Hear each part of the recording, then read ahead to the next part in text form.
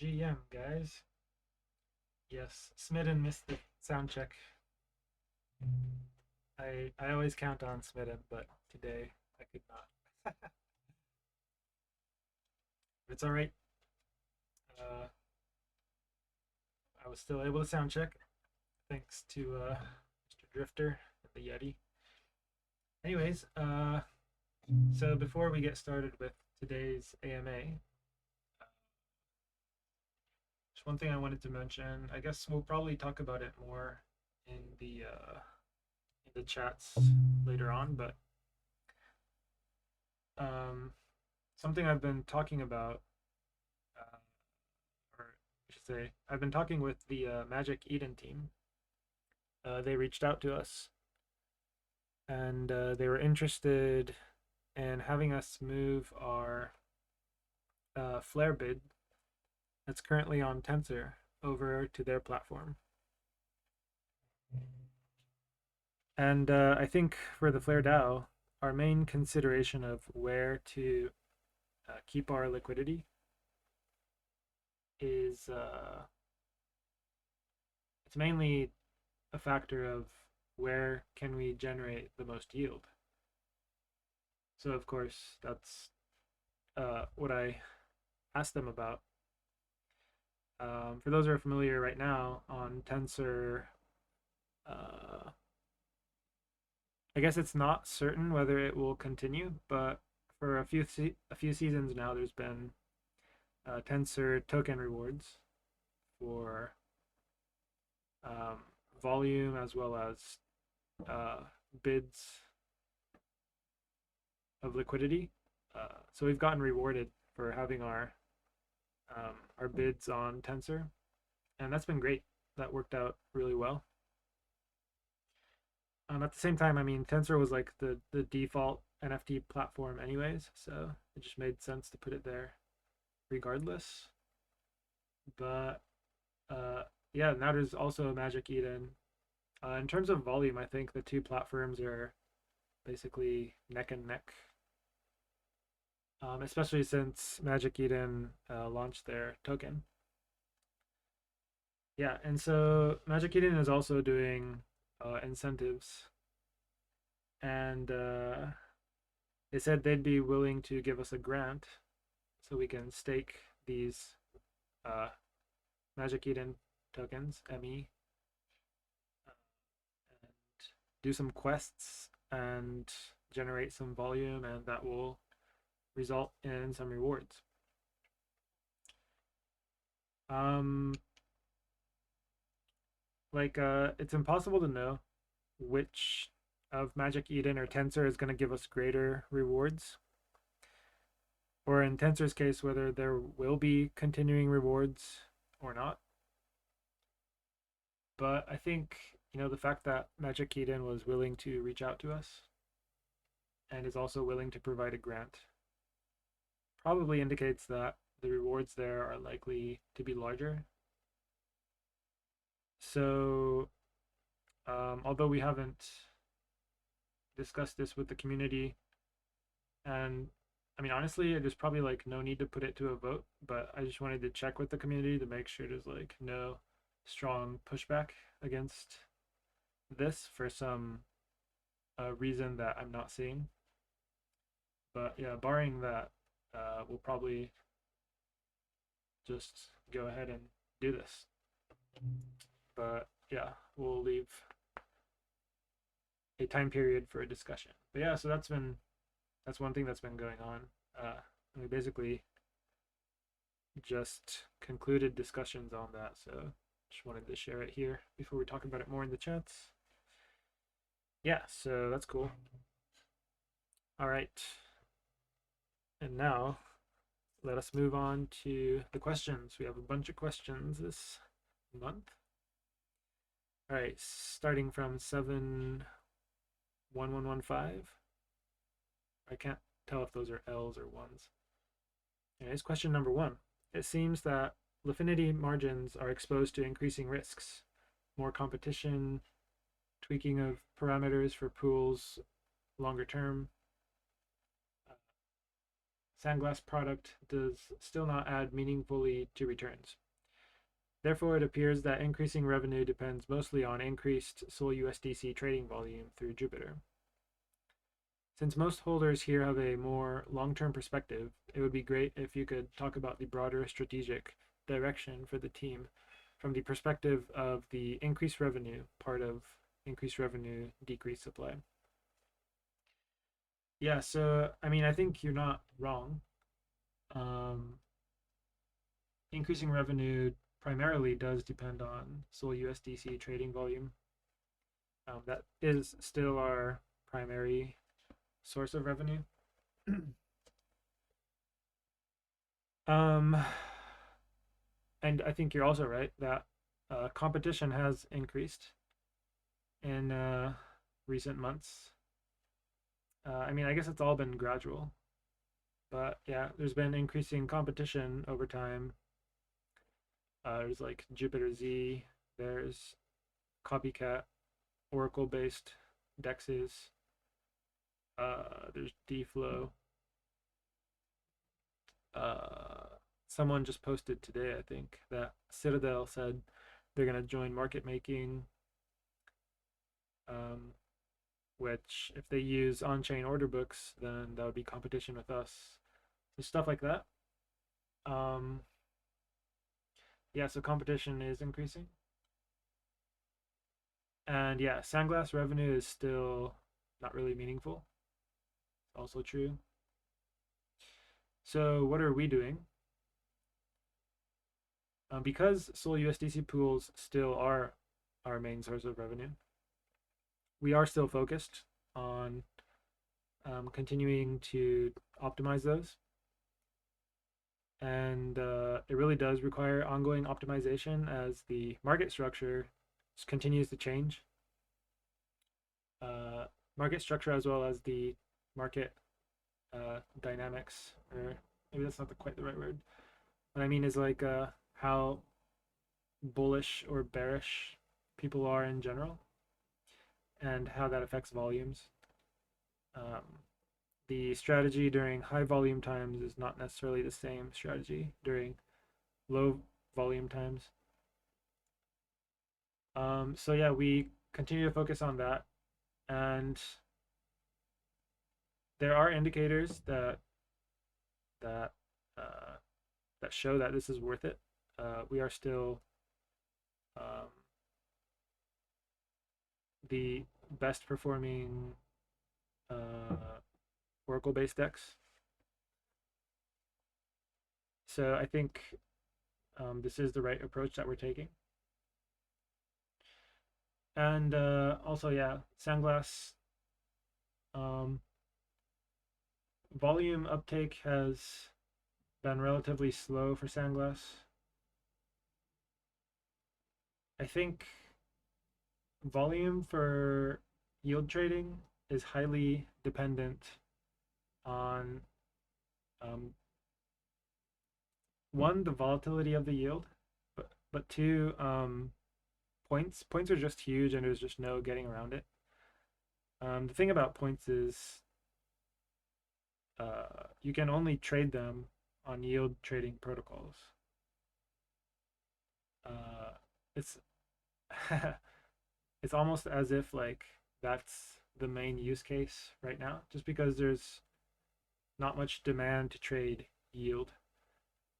Naturally, people in crypto they like volatility. They like things that move up and down a lot. I think that's not controversial, given how we've seen how people like to participate in meme coins despite getting wrecked over and over. So with the yield, most of it is not very volatile. A lot of it is even less volatile than Bitcoin. So yeah, we've learned that there's just not much demand to trade low volatility stuff, even if the concentration is high. Uh, but yeah, points are huge just because one, like, people people their opinions are usually like very clear. Like, either they don't care about points, or they don't care to keep their points, or they really like the protocol and they want to get more points. Not many people are like, I want exactly the amount of yield I'm getting plus exactly the amount of points I'm getting. Usually they prefer one or the other, and yield trading protocols allow them to trade one into the other. Anyways, I'm kind of babbling, but all that to say, it's very dependent on there being uh, points. The assets with points easily get the most volume. And so, yeah, that's probably we will try to focus in the future.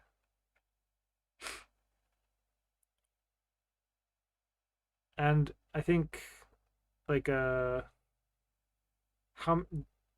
how many assets there are with points is in turn dependent on how bullish people are in general. When you're in a bull market, projects are more willing to launch points because they know people will be more interested, people will be more open to trying new things, and so that will kind of trickle down to us. Right now, we're in a, like, we may be still within the larger bull market, but on a short-term time frame, things have been relatively bearish within the past month at least. So yeah, things have been slow in terms of like um, assets with points, and there's also like quite a few competitors for yield trading, and some assets, when we've reached out to projects, if they've already had a partnership with one yield trading protocol, they in some cases say that they're not interested in partnering with us because uh, they already have a yield trading partnership. So I think being first is also probably an important thing. So yeah, those are some of the things we're thinking about in terms of Sandglass. And yeah, then there's Eclipse, which has both Lifinity and Sandglass, and the volumes on Lifinity on Eclipse have been picking up a fair amount, which is nice to see. There's probably yeah more people running arbitrage bots as well, which helps a lot for us in particular. There's also one or two aggregators that are finally coming out, which will be great. Um, I think without an aggregator, people will just default to Orca mostly and just trade there. But once there's an aggregator, um, it'll be like how it is on Solana. People just default to Jupiter, and then we're included in the routes. So that'll be good. Yeah, so those are some of the things we're thinking about. Hope that sufficiently answered your question. Let me take a sip real quick.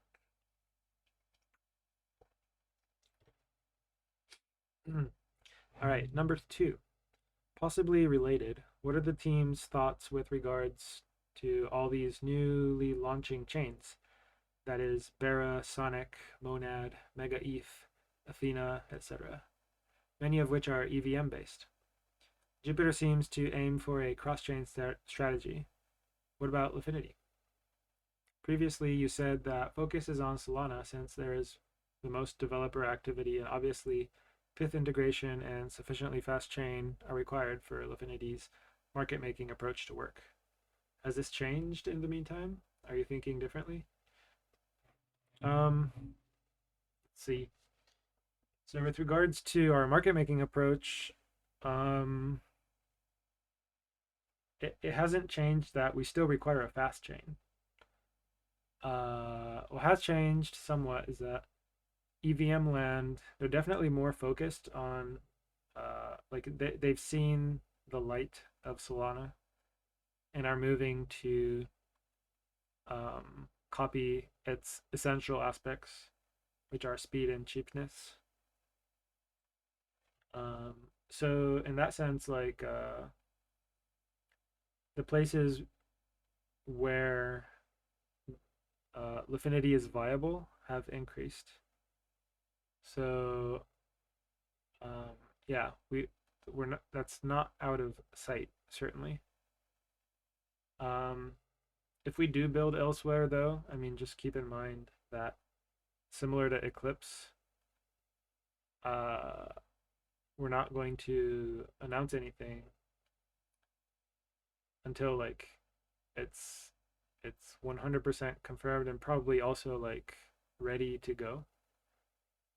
So uh, it's not going to be like, hey, we decided that we're gonna launch on X. So we've started building now, and hopefully it'll be done in a few months or whatever. Like it's not going to be like that. So uh, yeah, just keep that in mind. And also, that's not a confirmation or disconfirmation of what we are or are not doing. But yeah. So I mean, it is certainly possible. Um, like not all of them. Lifinity isn't possible on all of them probably, but there are certainly chains where it is possible. Uh, yeah, and like it's slow on Eclipse, but it's it's been working out, so that's good to see. And for that reason, it would probably also make sense to launch on other chains if that's the highest expected value action that we can be taking. So yeah, uh, it is in our mind. Suffice it to say.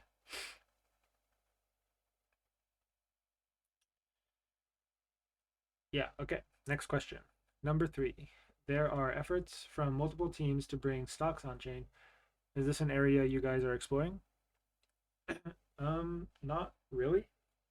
If stocks do begin trading on chain, then we're not going to be like the first place to begin making that happen. To me, I can totally imagine a scenario where stocks do come on chain, but for the first, I don't know, few months, maybe many months, it's just not popular at all. Like, because the people who are in crypto, uh, they're typically here for the crypto, right? Like a lot of crypto people are just crypto maxis, sort of. Like they're not involved in the TradFi world at all. And I would count myself as one of those people, actually.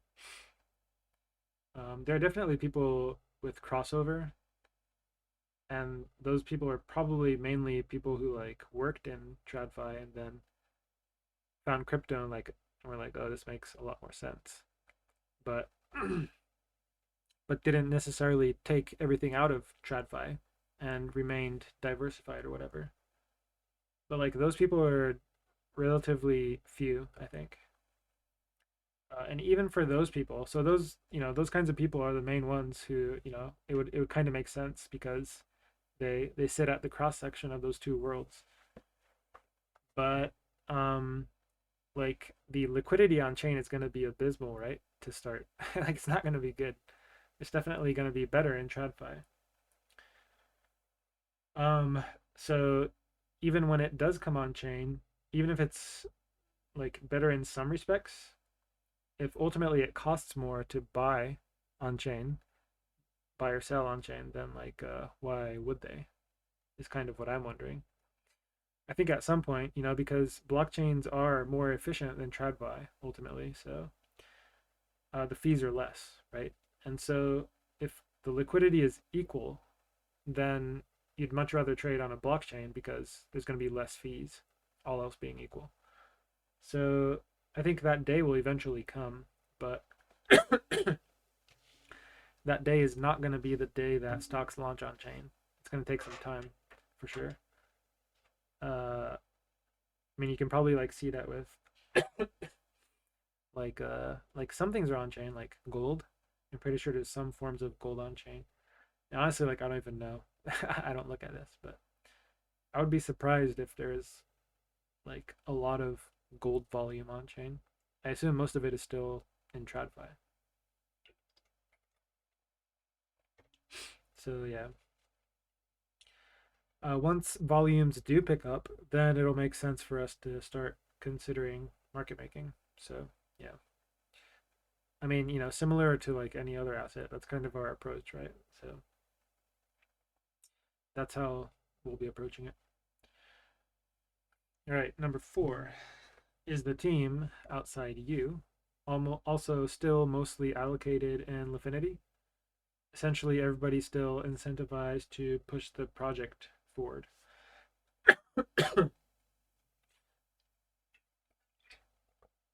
So, like, I don't ask our other teammates what they do with their Lifinity. Um, Nor do I do like on-chain sleuthing. But as far as I know, I think if the team was dumping like most of their Lifinity, you would see it in the chart.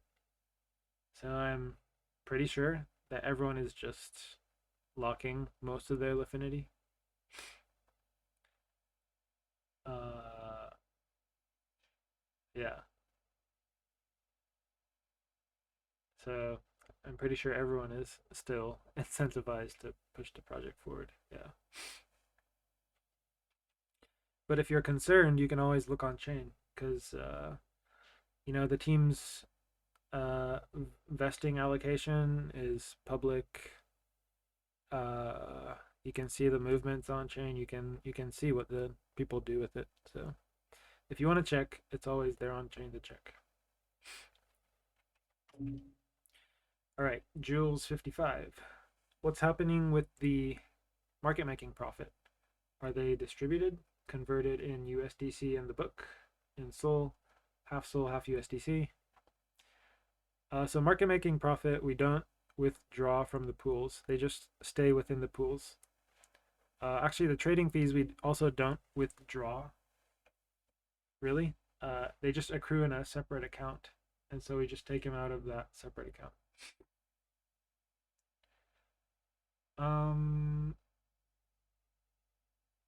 So yeah, because they're not taken out, they're not distributed. They just stay in the pool and compound on themselves and increase the book value. And yeah, trading fees are distributed. All right, 7115. According to the balance sheet, we got significant holdings in Sol. The book value took some heavy hits last bear market. Is it possible to keep assets outside of the pools in stables only? Seems like risk exposure outside of the core business.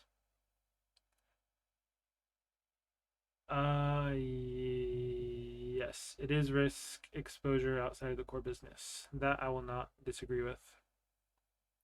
Although you could say that keeping assets in stables is also a risk.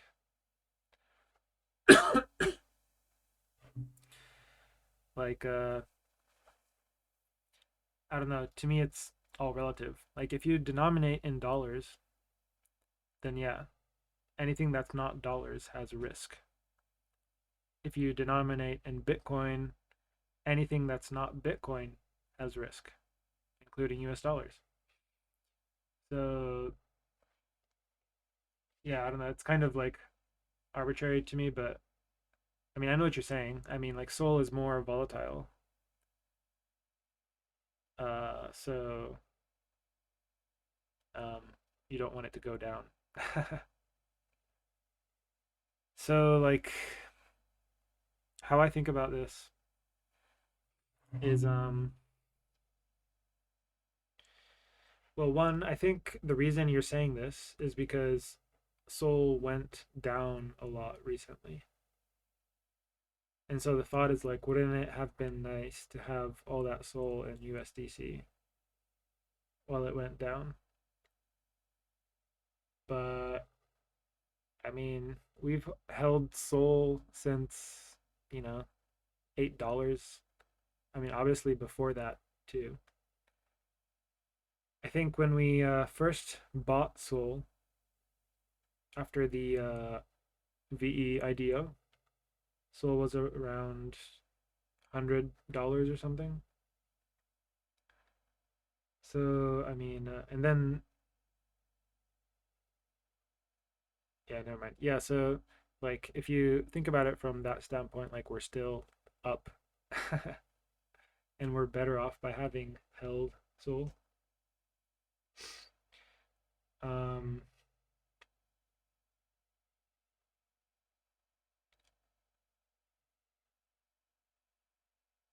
like if the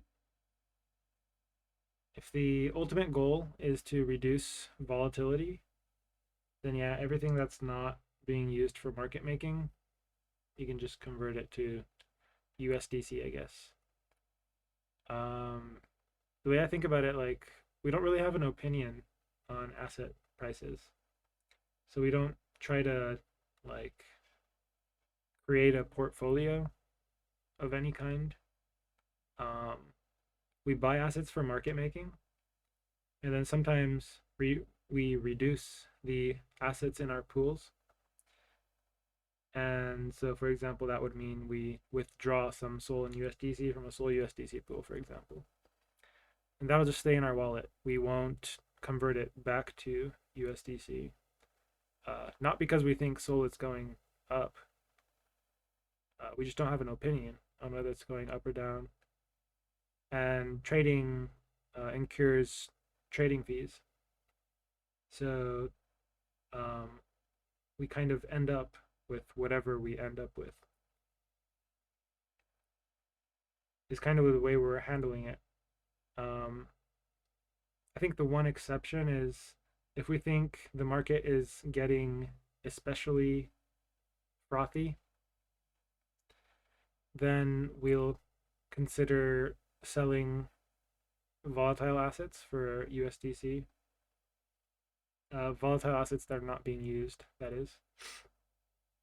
Uh, we wouldn't like sell the Sol in our Sol USDC pools, for example. And I don't know, maybe some of you thought it was like after the Trump coin, it was the top. Um, and we should have known. To me, it was not obvious at all.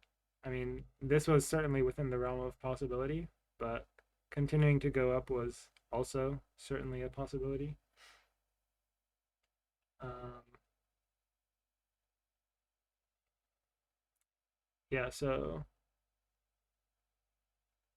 yeah, that's how we're thinking about it. But I guess like if somebody doesn't like that policy,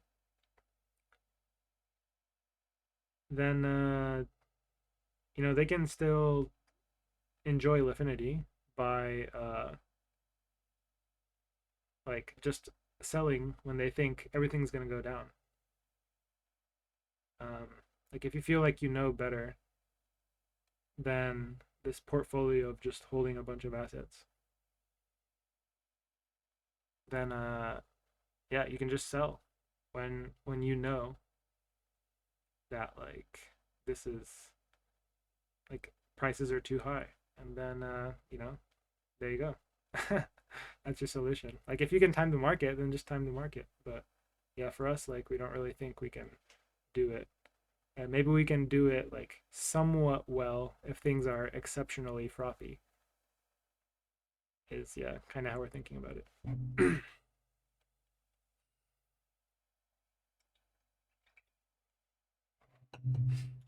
Okay.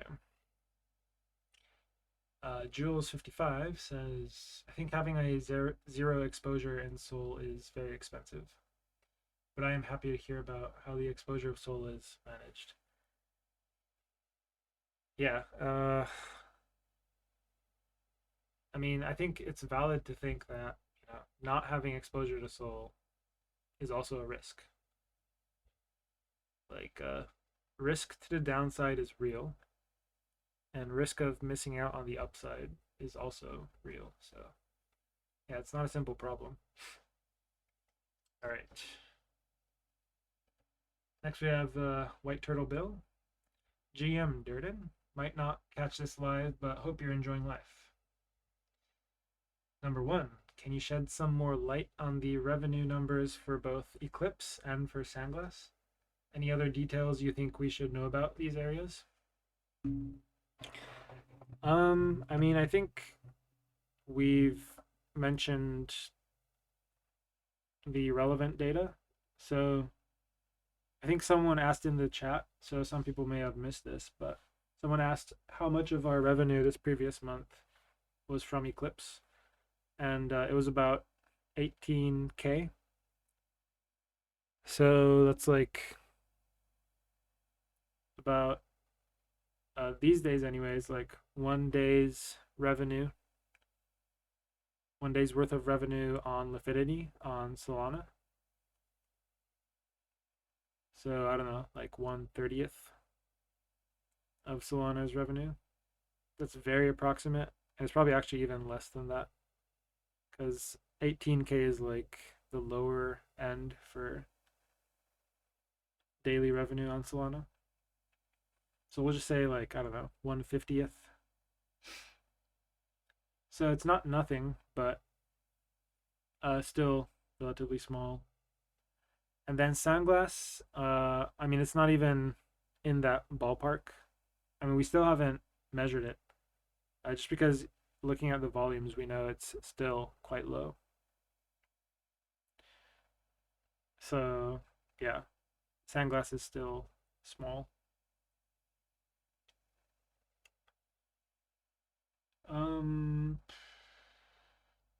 Oh yeah, and that's like fee revenue. So Eclipse also has market making profit, and that's staying in the pools.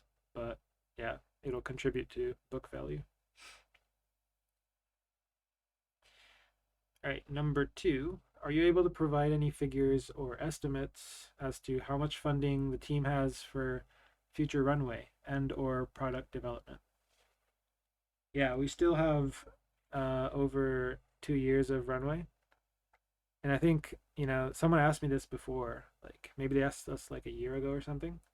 And I think that's probably what we said then as well. So the 10% of revenue that goes to funding ongoing development is looking just about right to keep things sustainable.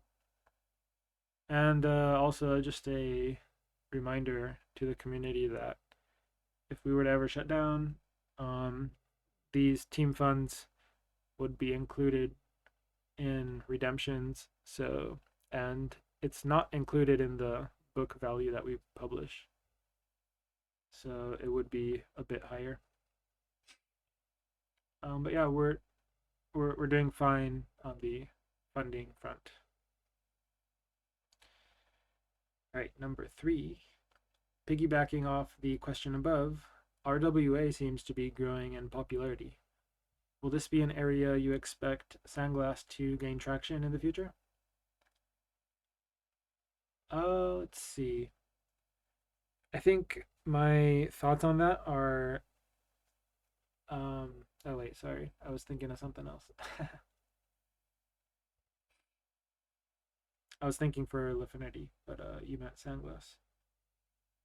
Let's see.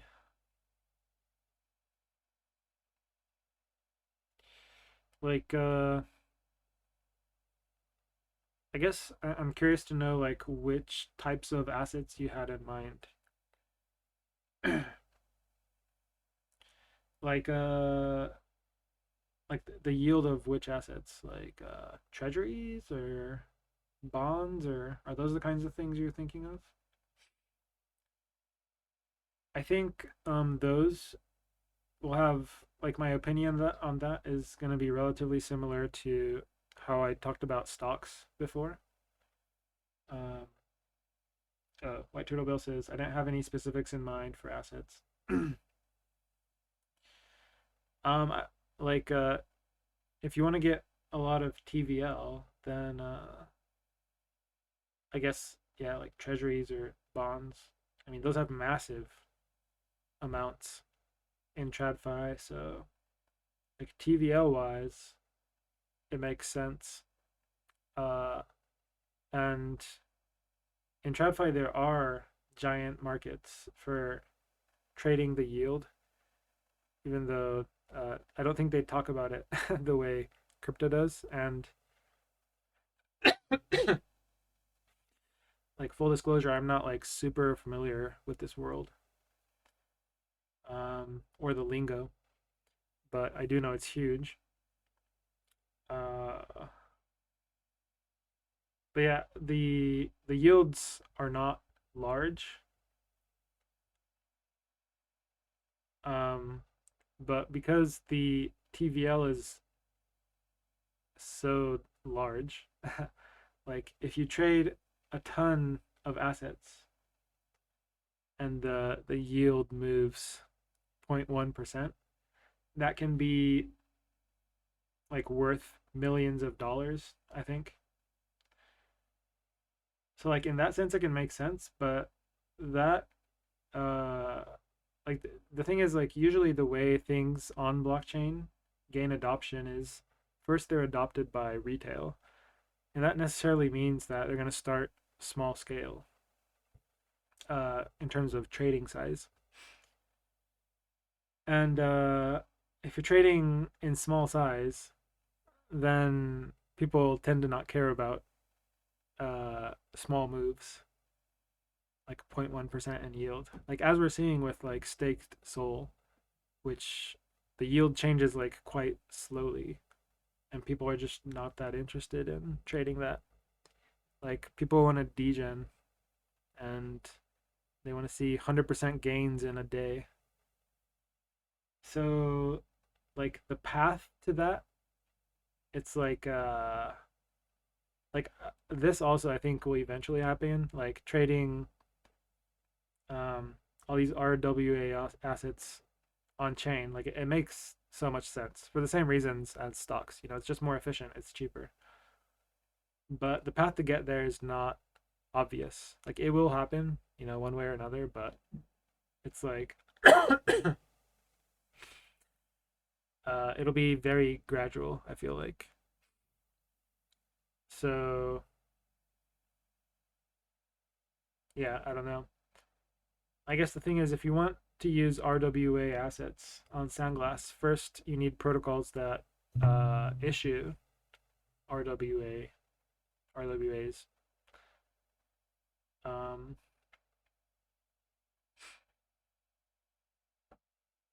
and I don't know. I don't think there are that many on Solana yet. I think there's like maybe there's some tokenized treasuries, but yeah, the yield is like not that volatile, and there's no points. That's a big thing. If only the government would give us points. Trump points. White Turtle Bill says that makes sense. So probably something that is inevitable, but takes quite a bit of time to get the institutional adoption. That'd make it large enough to be successful. Yeah, yeah, and oh yeah. So we'll see. I mean, like institutions are starting to warm up to crypto.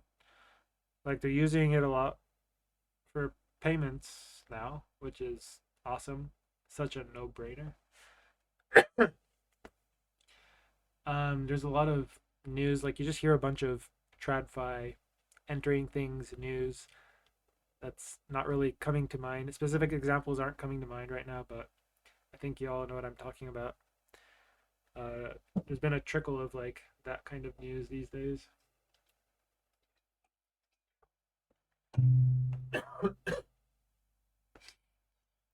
So yeah, slowly but surely.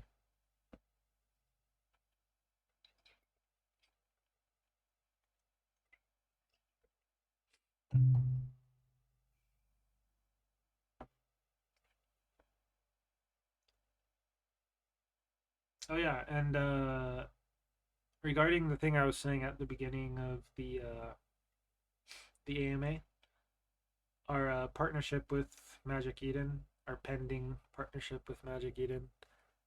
Shout outs to Denomics, one of our community members, for the introduction for that. Appreciate it.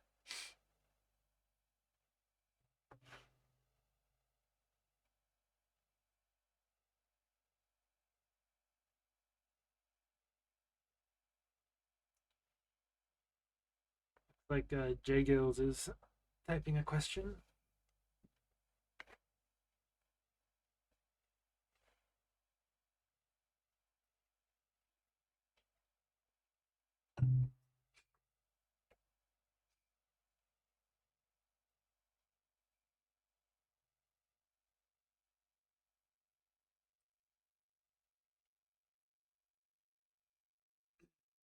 Ooh, scammer in the chat. Even during our calls, not leave us alone. All right, J Gills writes, "Hi, I am just saying as always, I appreciate these AMAs.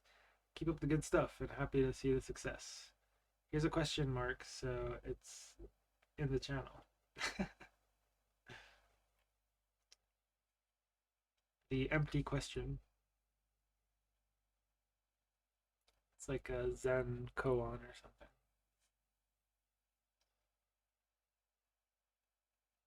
Like Turtle Bill says, I'm going to have to rerun this after you post the recording. I missed the first couple minutes.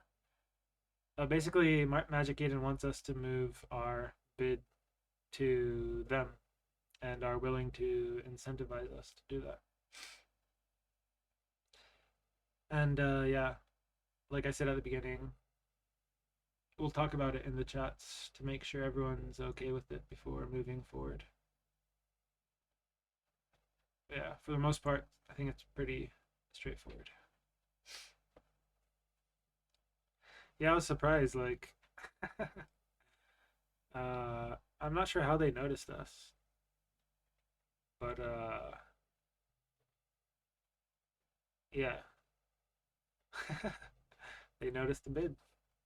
Can't ignore the bid.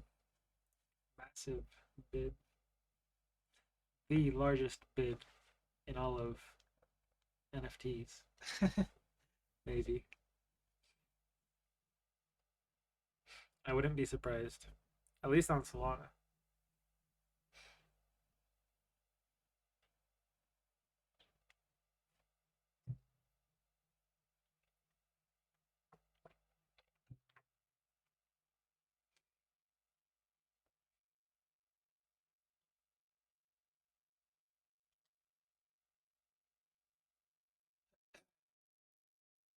People want our bid on their platform.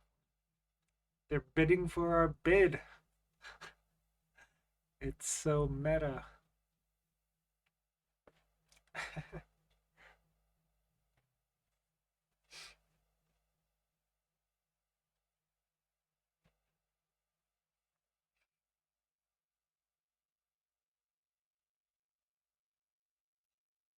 And flares are like what 10.5 SOL or something right now. 135 listed. Up only for a few weeks now. That's been fun. we're at the fourth place on the NFT rankings, so I think that's the highest we've ever been, as far as I can remember. Next is SMB. I think we passed them around 13 SOL, something like that. Maybe 14 in market cap, that is.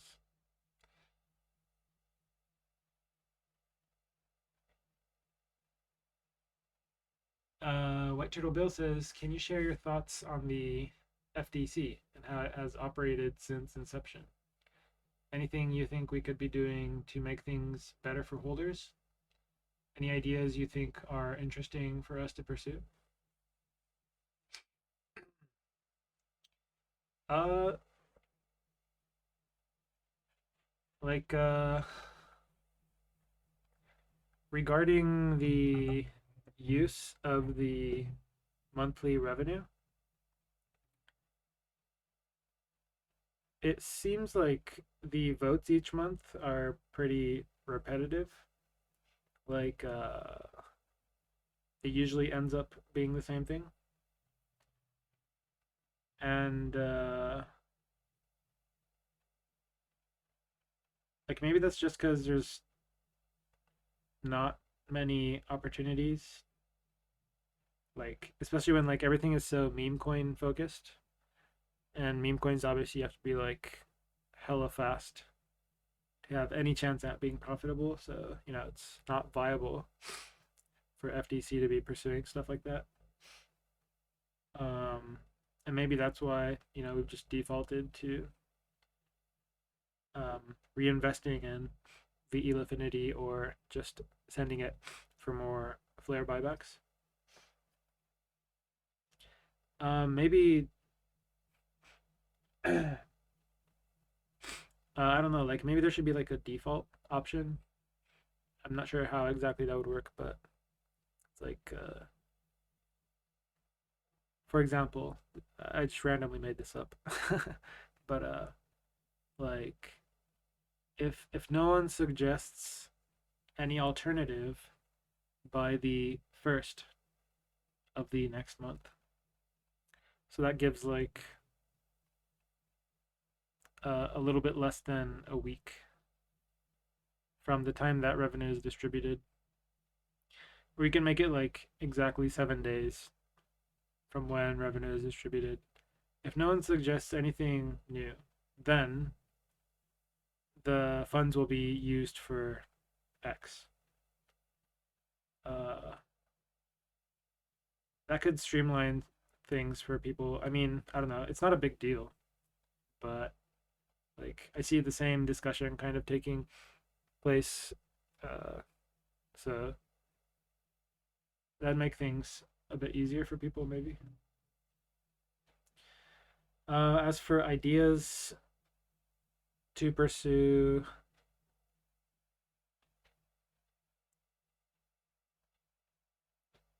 I mean, I think there are a lot of options where you can like earn yield. Uh, and like try to farm things. Like, I haven't looked super deep into it, but like one that comes to mind is like the what was it? I think it's called Neutral, and like it has a bunch of delta neutral strategies, and like wouldn't be surprised. I don't think they have points, but I would guess that they'd eventually launch a token and reward their early users somehow.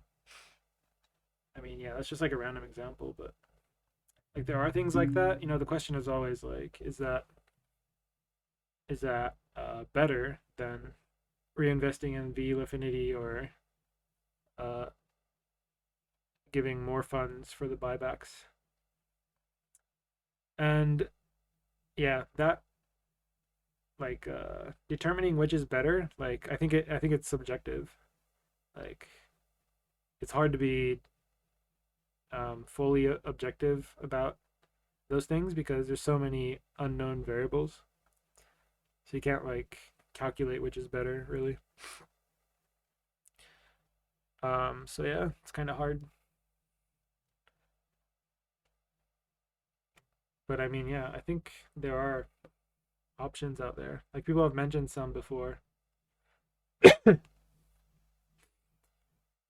And like inevitably when you do mention other options, like there are people who are like buyback maxis and they just want to use all the funds for that. And they'll usually speak up. So yeah, getting uh doing things outside of Affinity can be you have to get over some barriers for sure.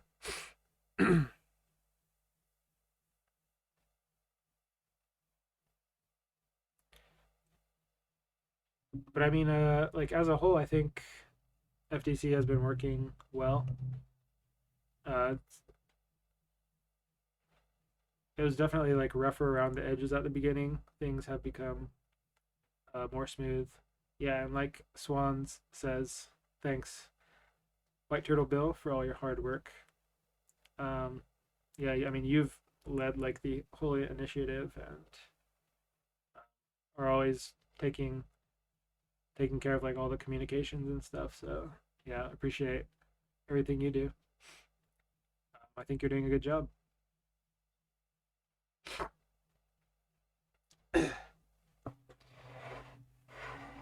And I forgot, like maybe did did we reduce the signature threshold on the FTC? I know that that was a pain point at one time. It was hard to get everyone to sign stuff just because we needed so many people to sign things.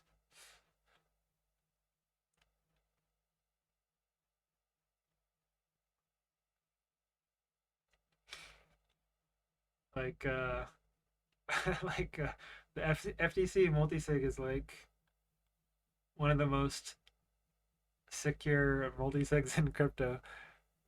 If we're just thinking in terms of like the number of signers needed. Like at least at the beginning, I think you needed like 10 signers, right? Okay, it's still at 10. And White Turtle Bill says he'll be working over the next few months to try and either get some more active members on board or try reducing our head count and threshold. Yeah, I mean, like it's very secure, but it's also the trade off is like it's kind of cumbersome to sign stuff.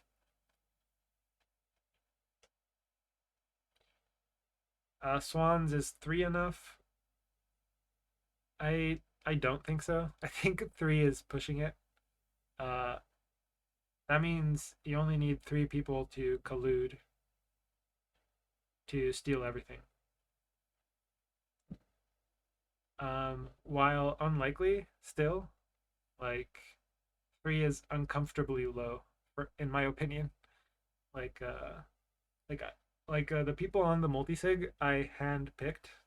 If people remember, I made sure they're all like people who have been here for a decently long time and who have been active in the chats. So like, uh, that already makes it much less likely that people would collude. And like colluding is not easy, I think. Like imagine if you're a guy who wants to steal all the Flare DAO's funds. Then to do that, you need to convince, like if the threshold is three, you need to convince two other people. But so you need to reach out to at least minimum two people. So say you choose the two people who you think are the most likely to like join your venture. But if you mess up with even one of them, like if you choose wrong, like they're gonna tell everyone else, like, yo, I got this message from so and so. They're trying to steal everything. And then you're ruined, right? So uh yeah, it's not easy, but three is like yeah, it's getting to scary levels. Especially since like we're basically all anons here, right? Like if people knew each other, you would you could feel more comfortable that like they're less likely to cross you. But yeah.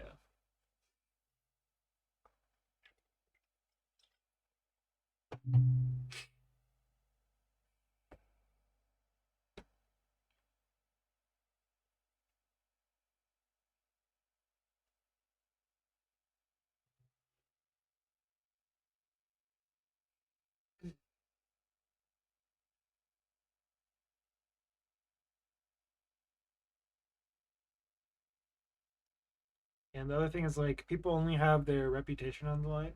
Like there's no slashing mechanism. We can't punish people for trying to collude. So people can try relatively risk free. Like, we'll probably kick them out of the Discord, but then they can just even make a new account if they wanted, and we'll never know. So the only thing that's tarnished is their reputation.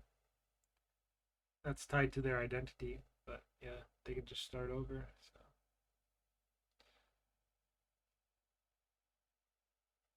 So yeah.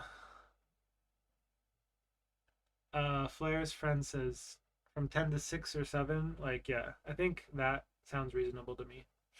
Or White Turtle Bill says 7 or 8. Like, 8, colluding, finding 7 others besides yourselves to collude with seems quite difficult.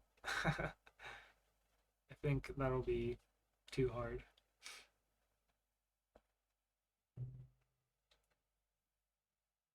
Like, colluding with, just for numbers' sake, colluding with 6 people versus 3 people is not twice as hard. I think it's like 10 times as hard. Um, yeah, it's not a linear scale. The difficulty is not a linear scale. So even an increase of 1 makes a huge difference, I think.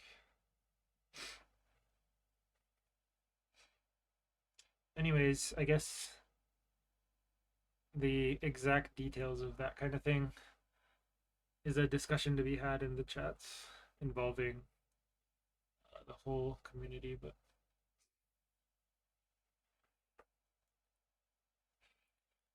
White Turtle Bill says, what are your thoughts on the flare supply being highly concentrated between relatively few wallets?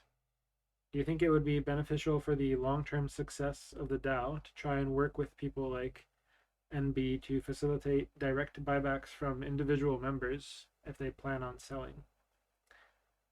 I would love to increase the size of the eternal bid as floor price moves up, but it's hard to justify leaving so much SOL in bids when it misses out on any yield that could be generated elsewhere.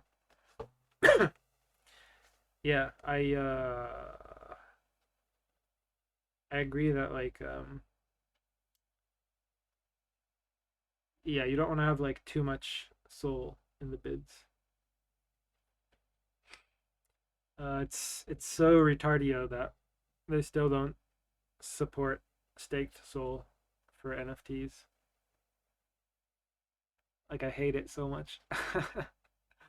uh, with regards to the highly concentrated supply,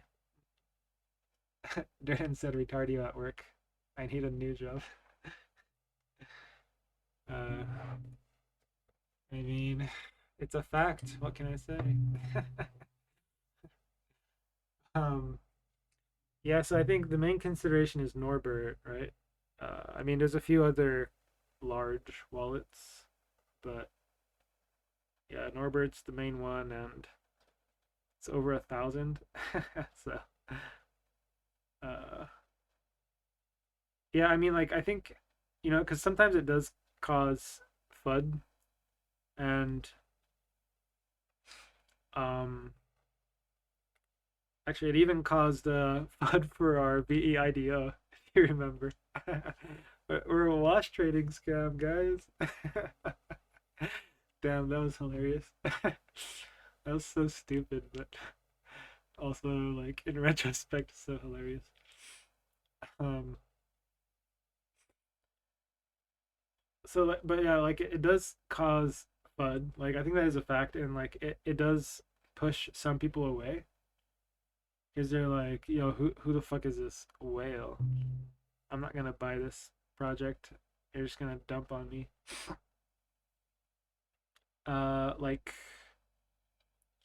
all else being equal, I think it's better to have 10,000 people holding one NFT than 100 people holding 100 NFTs each.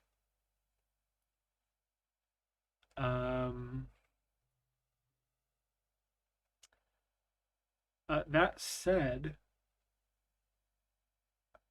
in my opinion, I don't think it would really do any good to like try to buy a ton from Norbert directly unless he wants to sell at book value, which I think he's expressed in the past that he's not willing to do that. Um, like, I don't see any reason why we should buy a shit ton from him at market price. It's like a privileged exit. Like, if we're going to do that, we would need to offer it to everyone. Um, and part of the reason I say that is because like it'll take a very long time to make a dent in Norbert's supply. Um, Especially if we're buying above book value. And so like I'm not sure I see the point. White Turtle Bill says, "Apologies, I have to go get my baby up and get ready for work. We'll listen back over the weekend and add anything I think of in the chats. Appreciate all of your comments and insight. Thank you." Yeah, thank you too. Have a good day, and don't forget to say retardio at work. um, yeah, so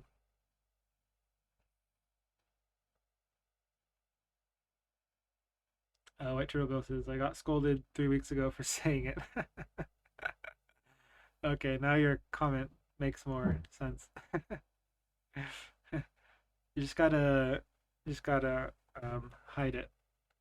Like the great Murtimus Maximus said, "Retar Dio," and then you haven't said it. Um, yeah, so I don't think we should do the buybacks directly from individuals. Because like if we're gonna do it for everyone, then that's exactly what the NFT market is, right? It's like anyone wants to sell, they just list their NFT. So, and the market is way better because then it creates a competitive dynamic. If you want your NFT bought, you have to list it lower, which is good for us because then we buy at a lower price. Whereas, like, if we say we're gonna buy back at this price, then there's no competition, there's no incentive to lower your selling price. Um, and then increasing the bid. Yeah, I just don't know what to do there because it's just dumb that we can't stake our soul that's sitting in the bid.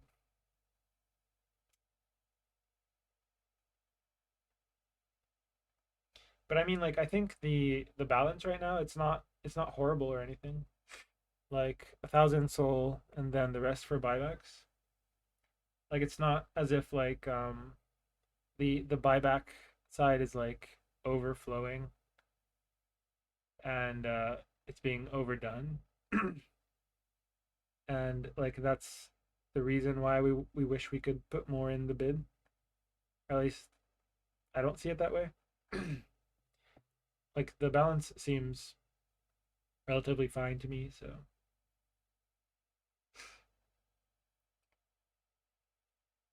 uh yeah. So in summary, I think there is an unfortunate aspect to there being some holders with a huge portion of the supply, as some people will see that as a reason to be afraid. Um, as irrational as that is, since our project has like existed for what is it now? Yeah, 3 years, 3 plus years, and like um, yeah, okay. So there's a guy who held 10% of the supply for like 3 years, sold a few, held most. Like, is that bearish? Doesn't seem like it. And I mean, just look at the price. Uh, like, if you look at any NFT that's been alive for 3 years, um, like you're gonna be hard pressed to find anything that's performed better than Flares. There's probably a few, but like we're fucking top tier. So yeah, so I mean, yeah, there's always gonna be irrational FUD. So it's unfortunate, but I think it's just the way it is. So whatever. And yeah, the market will work itself out over time. I think it's fine. I don't think there's I don't think anything needs to be done about it, basically. All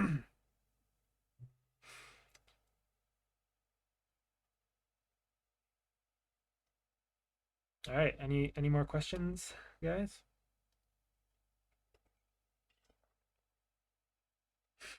All